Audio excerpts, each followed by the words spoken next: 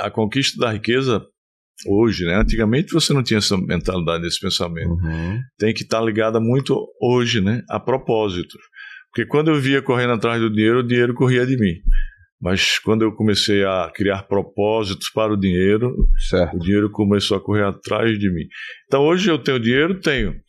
Para investir em empresas que gerem valor para a sociedade, empresas tecnológicas, empresas que criem coisas que gerem valor para a sociedade. Então, à medida que você vai caminhando na sua jornada, o dinheiro vai mudando de importância, né? Mas claro que eu hoje vivo muito com propósitos, né? Eu tenho propósitos empresariais, sociais, pessoais. As pessoas ficam sem saber o que é propósito, né? E como viver com propósito.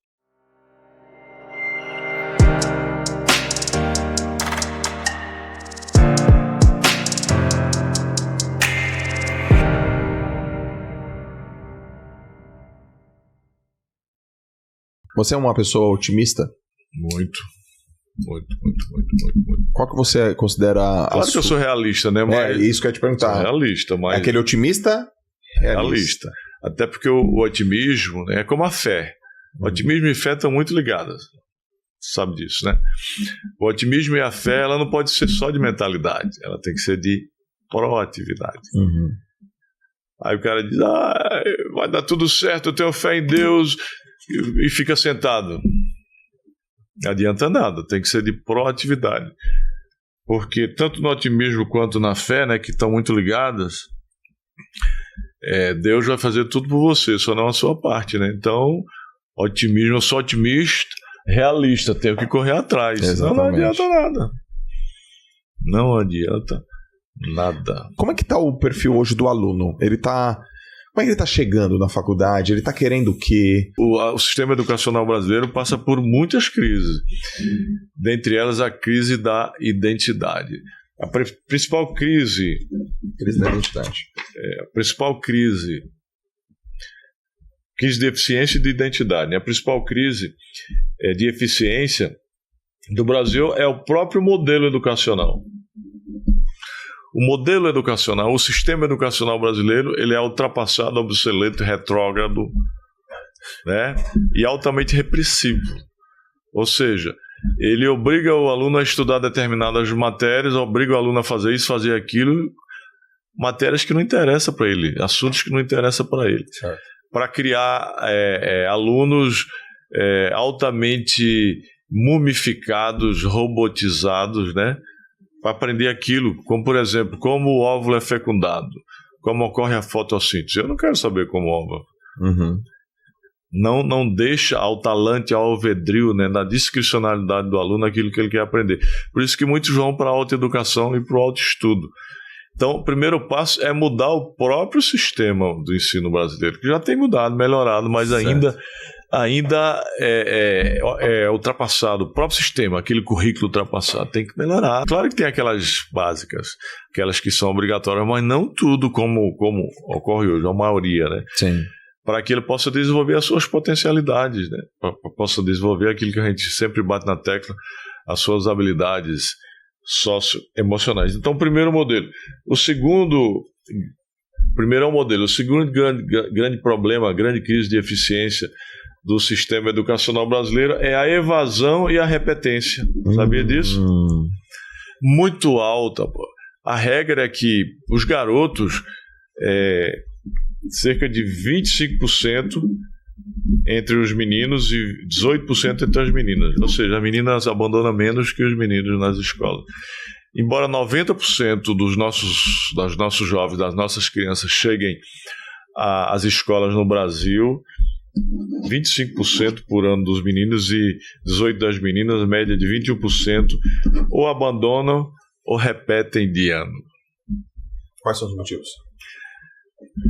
Falta de motivação, porque estuda coisas que não interessam. Tá bom. Ter que trabalhar, falta de alimentação, falta de merenda, falta de transporte público. E a influência dos pais também, sei lá, às vezes não tem pai, não tem mãe perto.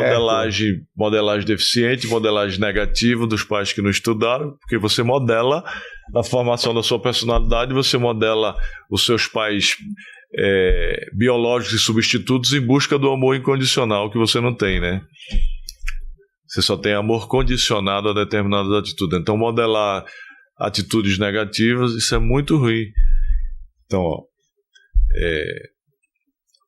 questão da evasão da repetência. Sabe outro problema? Também, analfabetismo. Ainda se discute analfabetismo no Brasil, sim.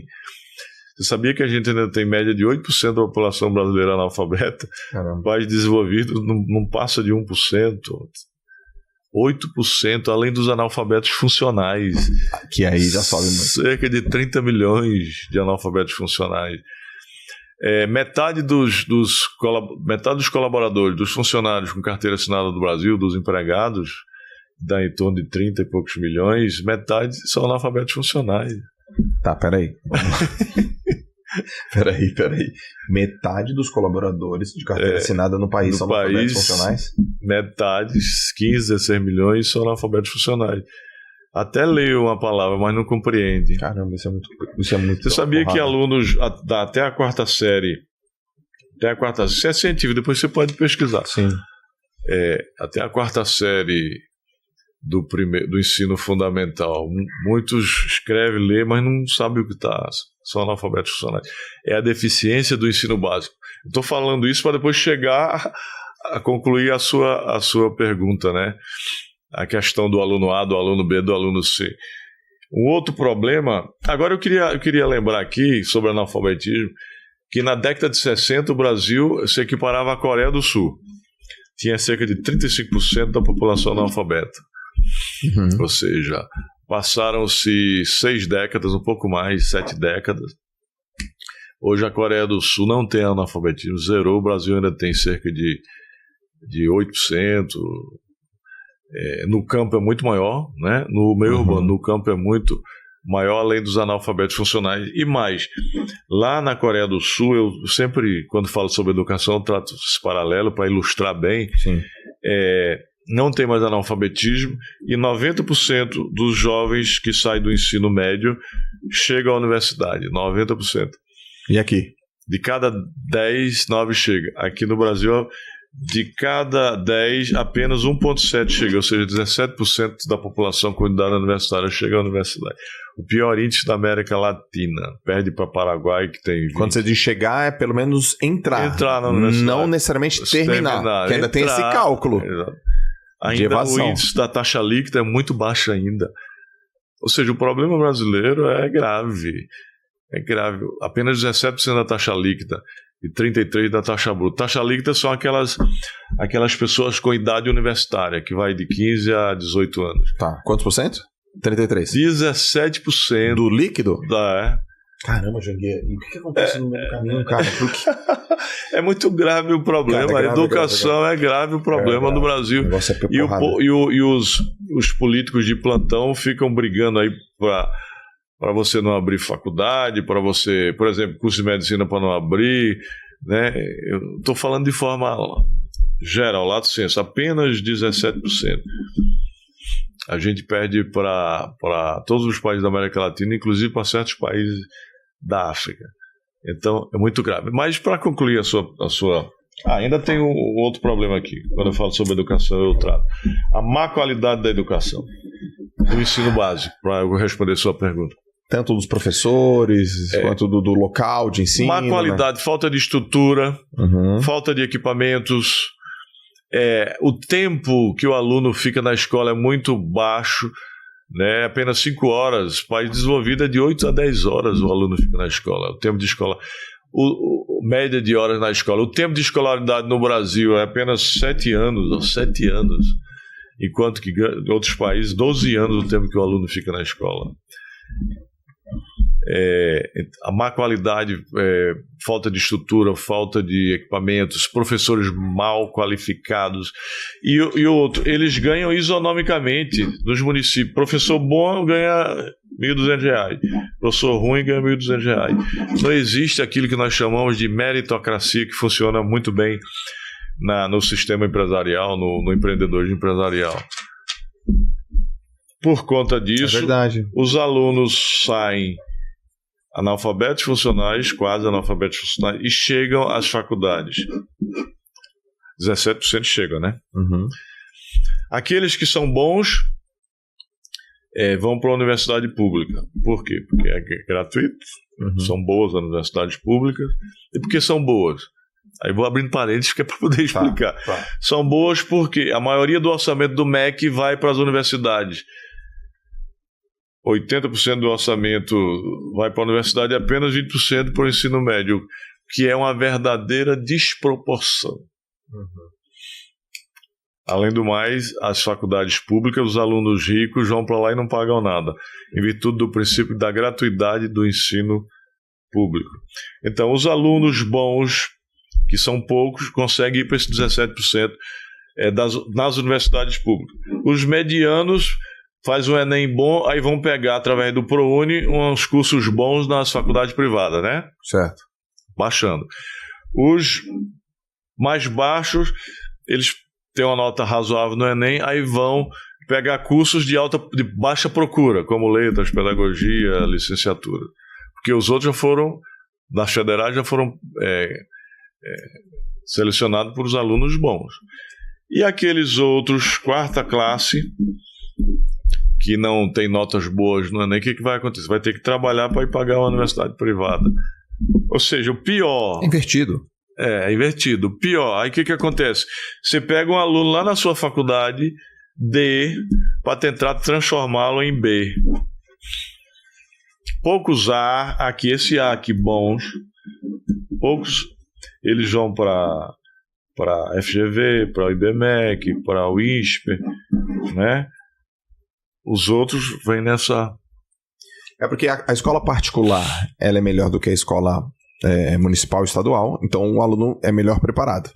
Aí, como ele é melhor preparado, ele vai para a faculdade pública que recebe mais verba, aí ele consegue ficar lá. E o inverso também, o menino que é preparado de uma maneira inadequada, tem má qualidade de ensino, ele não consegue passar na universidade pública. Às vezes tem uma nota razoável, aí vão para uns cursos regulares. Sai numa pública, mas não vão para uns cursos bons, porque os outros já pegaram, que vieram das escolas privadas. Sim.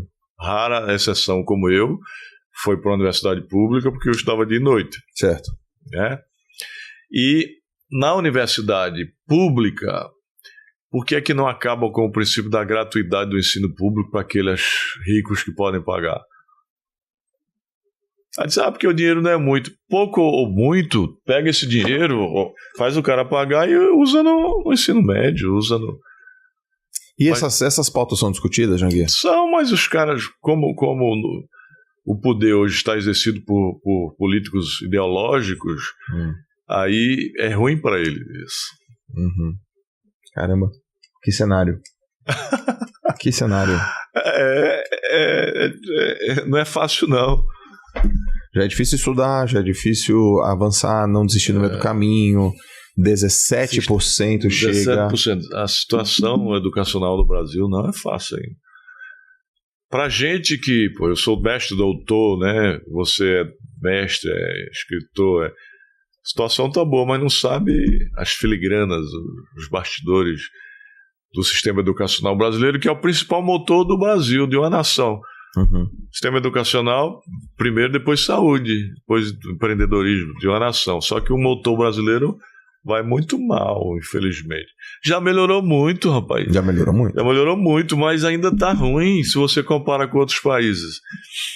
Daí eu defender a mudança radical no sistema educacional brasileiro, daí eu defender a educação financeira nos currículos, daí eu defender a educação empreendedora com desenvolvimento de muita habilidade socioemocional para o cara acreditar nele, para depois desenvolver habilidades técnicas. Por isso que a minha pauta... Você tá otimista? Eu sempre sou otimista. A minha pauta, eu vou ser o candidato à presidência da BMS, Associação Brasileira das Mantenedoras de Ensino Superior, para o ano que vem, e a minha pauta, uma delas, das minhas bandeiras, vai ser educação empreendedora. É isso aí. E bandeira essa que eu passei, inclusive, para um candidato amigo nosso, que eu não vou falar, não entrar em política aqui, para ele comprar e infelizmente ele não comprou essa bandeira, educação empreendedora, para botar nas escolas. Passei tudo pronto para ele, use isso aí, e não sei porque não usou.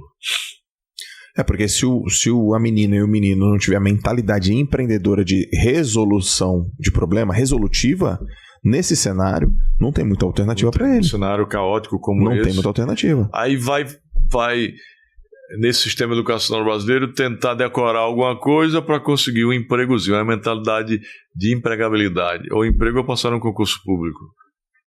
Né? Não que ele esteja errado, mas eu acho que a mentalidade não pode ser de um empregozinho, de passar num concursinho. Acho que a mentalidade tem que ser muito mais ampla, tem que ser de criar riqueza e até emprego, né?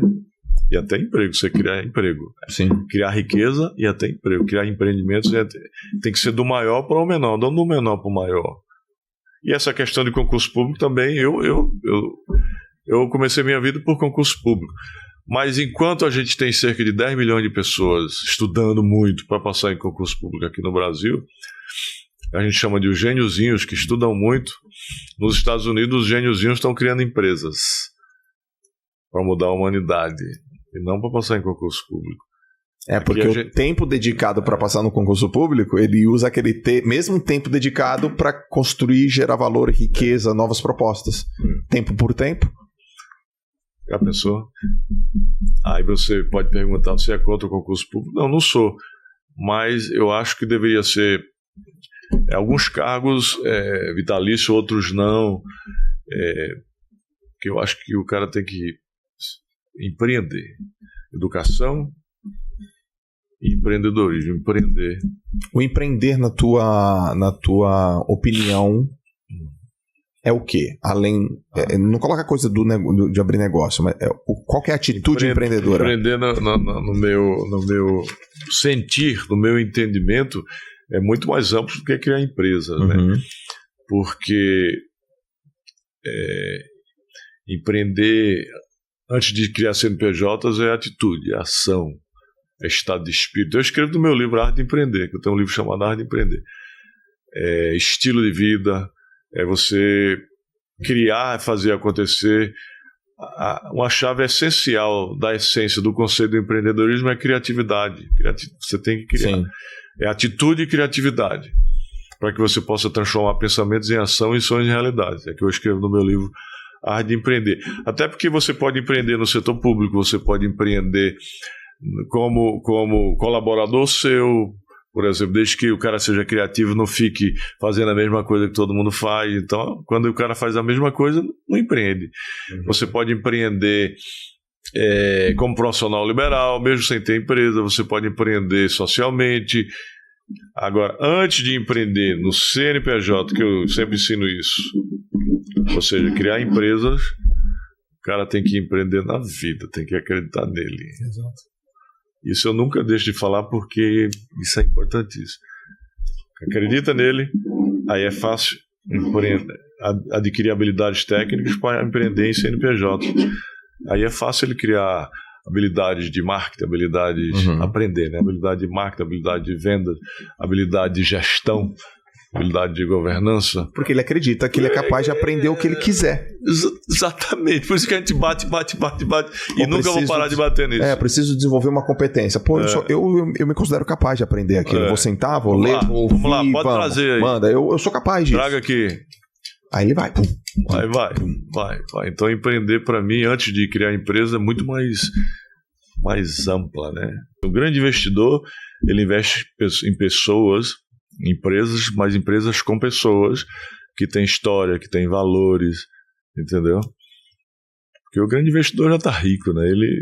O grande investidor hoje ele leva muito em consideração responsabilidade social, ética. Qual que é a missão, o que tem por trás, claro, né? Quem é a pessoa que missão, qual é o propósito da empresa. Aprendi muito isso. E eu passei a ver isso nos investidores hoje, nos empreendedores hoje. Depois que passa pelo comitê de investimento, aí eu vou olhar no olho do cara, perguntar sobre a história dele, sobre qual é a visão dele de mundo, qual é o propósito dele no mundo. Como que você treina a tua mentalidade, Jânio? Como eu treino? Bom, eu positivo, né, os meus pensamentos, né, e aí vou atrás de fazer, né. Eu acho que esse treinamento é muito inerente a mim ao longo da minha jornada, ao longo de vida, né? Até como forma de mudança de vida, né? Vai mudando, né, Jair? Vou mudando, vou fazendo, vou mudando, até porque no passado era na marra, era mudar para mudar de status quo, para sair da... E aí fui aprendendo a fazer aquilo. Como é que o dinheiro na tua vida, ele foi gerando representatividade em você? Por exemplo, você era paupérrimo. Então o dinheiro tinha um propósito ali. Depois você foi estudar. Casou, o dinheiro tinha um propósito ali. Depois você abriu um negócio, o dinheiro tinha um propósito ali. Depois você traz fundos de investimentos, abre ações na Bolsa de Valores. Hoje, como que é essa relação com o dinheiro à medida que a pessoa vai construindo essa jornada? À medida que você vai evoluindo, o dinheiro vai tendo posições diferentes na sua vida, né? No início, o dinheiro era para sobreviver. Tanto é que quando eu montei a Janguier Cobranças e depois quebrei, eu corri atrás para poder conquistar o dinheiro da feira. Então, inicialmente o dinheiro era para sobreviver.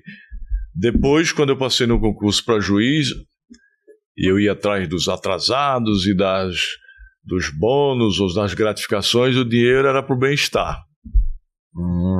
Entendeu? Porque eu já tinha um salário bom, a sobrevivência não estava mais em jogo, mas o bem-estar, viagem para a Europa, comprar um carro melhor. Certo. Depois, quando eu montei o cursinho, depois o Grupo C Educacional, e comecei a ganhar muito dinheiro, aí o dinheiro passou a ser um instrumento de investimento, de criar coisas que gerassem valor, não só para mim, né, mas para a sociedade, empregos.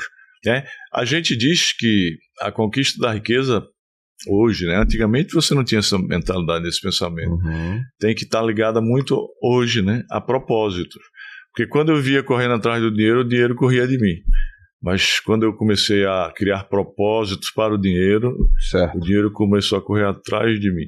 Então hoje eu tenho dinheiro? Tenho. Para investir em empresas que gerem valor para a sociedade, empresas tecnológicas, empresas escaláveis que gerem emprego. Claro que tem que dar lucro, né? Porque sem lucro a empresa quebra. Certo. Mas empresas que criem coisas que gerem valor para a sociedade. Então, à medida que você vai caminhando na sua jornada, o dinheiro vai mudando de importância, né? Mas claro que eu hoje vivo muito com propósitos, né? Eu tenho propósitos empresariais, sociais, pessoais. As pessoas ficam sem saber o que é propósito, né? E como viver com propósito.